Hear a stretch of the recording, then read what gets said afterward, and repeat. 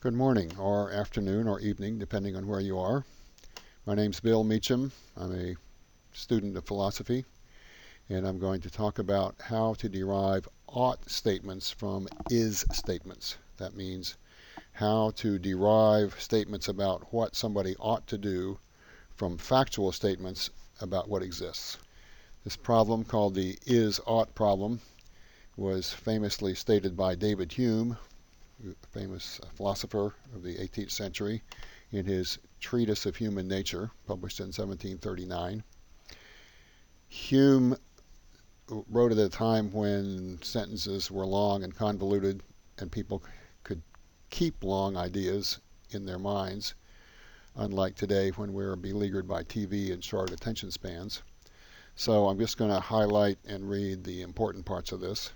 He starts out by saying he's reading an argument, an exposition of ideas, some statements about what exists, and then all of a sudden, instead of the usual copulations of propositions, is and is not, I meet with no proposition that is not connected with an ought or an ought not. So, eliminating his double negatives, he's saying that after a series of assertions about what exists, you find an assertion about what somebody ought to do, what we ought to do, and he finds this puzzling. As this ought or ought not expresses some new relation or affirmation, it's necessary that it should be observed and explained, and at the same time that a reason should be given for how this new relation can be a deduction from the others. Hume was of the opinion that that was at least difficult, if not impossible. Much ink has been spilled over the question. In this lecture, I'm going to show you how it can be done. To start with, I'll have to talk about some elementary logic. Very simple. And if you know this already, please bear with me. There's a logical form called Modus Ponens. That's Latin. It means mode that affirms. And it consists of two premises and a conclusion. The first premise is something along the lines of, if A is true, then B is true. Second premise, you assert A is in fact true. And you conclude that therefore B is true. There's another sort of symbolic depiction of this. A implies B, then you assert A, and you end up with therefore B. That's what this little symbol right here means, hence or therefore. So here's an example.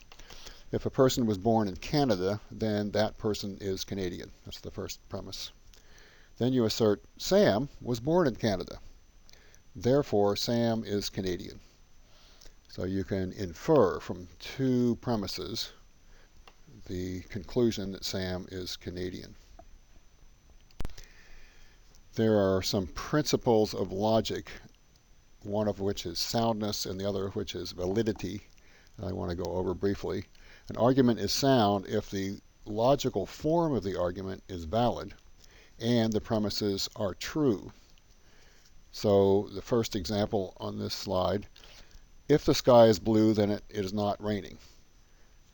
And the second premise, the sky is blue, then you can conclude that it is not raining.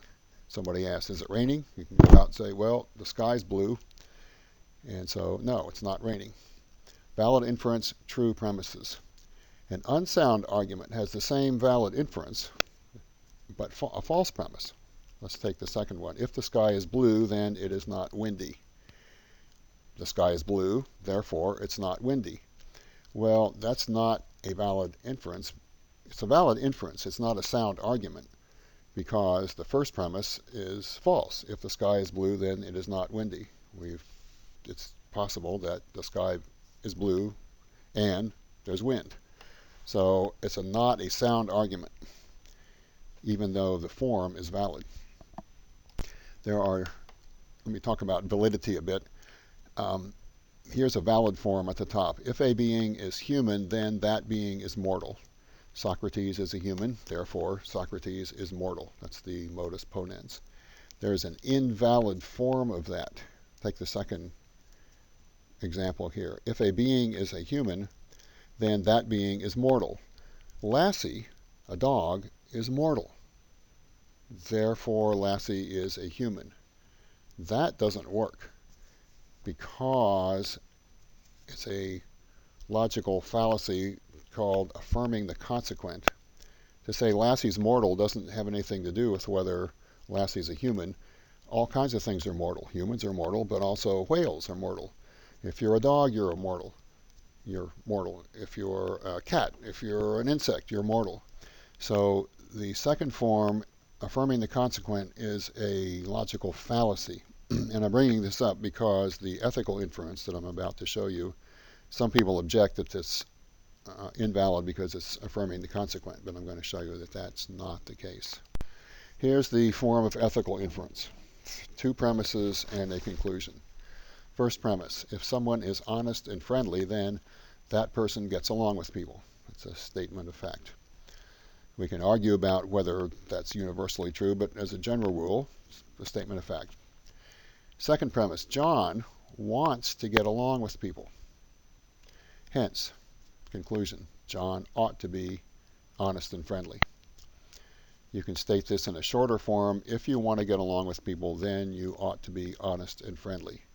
The short form here in the bottom is basically the same thing as the top. If you want to get along with people, then you ought to be honest and friendly. Why? Because if someone's honest and friendly, by and large, then that person gets along with people. This is a hypothetical imperative. It is not a categorical imperative or a universal imperative. It is not saying in all cases, under all circumstances, you ought to be honest and friendly. It's saying if you want to get along with people, then you ought to be honest and friendly. So let me say a little bit more about the form of this. It's not modus ponens, but it's kind of sort of based on modus ponens. Instead of asserting that A is true and deriving B, we say we want B to be true, and hence we should do what we can to make A true. So the logical form is A implies B, and we want B to be true. We're not saying B is true. We are not affirming the consequent. We're saying we want B to be true. And we can conclude that we ought to do A. This does not say A is true. It says we ought to try to make A true because in so doing we'll make B true, and that's what we really want. So that's the ethical inference.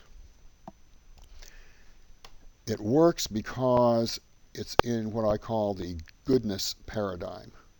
And I'm talking about ways of using language, sort of universes of discourse.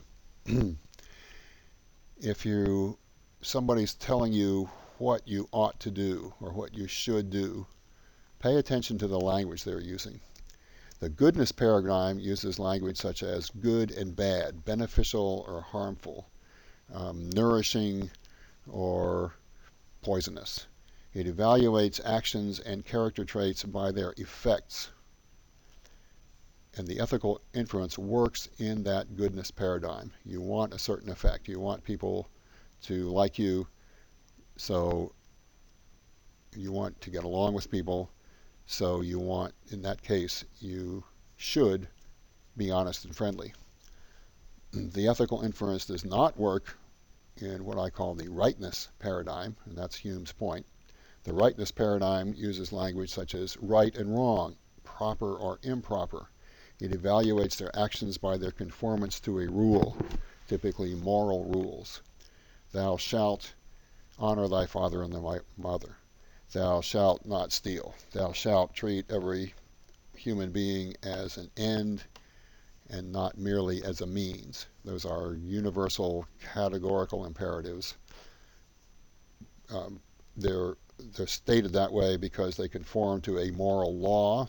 Now there's all kinds of debate about where moral laws come from. They might come from the dictates of a deity such as God. They might come from pure reason such as Immanuel Kant asserted. But they're rules. They're moral rules. Let me go on to the next slide and show you sort of a taxonomy of kinds of shoulds. What I've called the goodness paradigm is prudential. It's advice giving. You can recommend courses of action. You can advise people to do things. On a simple form, you could say, well, if you want to be healthy, eat your vegetables. Why? Because eating vegetables makes people healthy. There's the statement of fact. If you want to be healthy, there's the statement of desire or intent. Then eat your vegetables.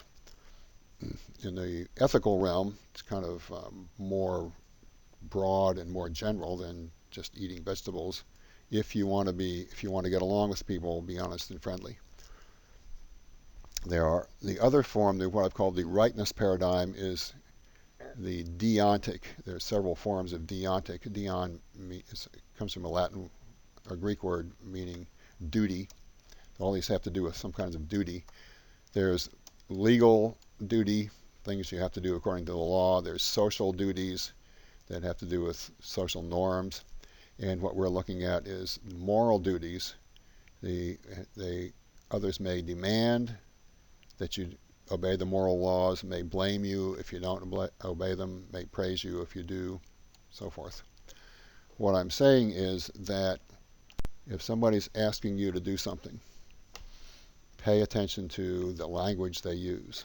Are they asking you to do it or telling you to do it because it's good advice, it's a good idea for you to do it, or are they telling you because there's some moral rule that they want you to obey? The goodness paradigm has the advantage of being grounded in reality. You can, in that ethical inference that I showed you, you can evaluate the premises. Well, is it in fact true that people who are honest and friendly get along with people? Is it in fact true that people who eat their vegetables are healthy? The rightness paradigm famously has the problem of how do you derive the rules? How do you find out what the rules are? Is it just the rules of your local community? How do you know that your rules are any better than another community's rules? Is it the rules of your religion, that God has told you what the rules are? Well, how do you know that your rules really come from God? And there's lots of answers to those, and which I'm not going to talk about today. But my point here is pay attention to the language of ethical claims. That's a clue as to where they fit on this taxonomy of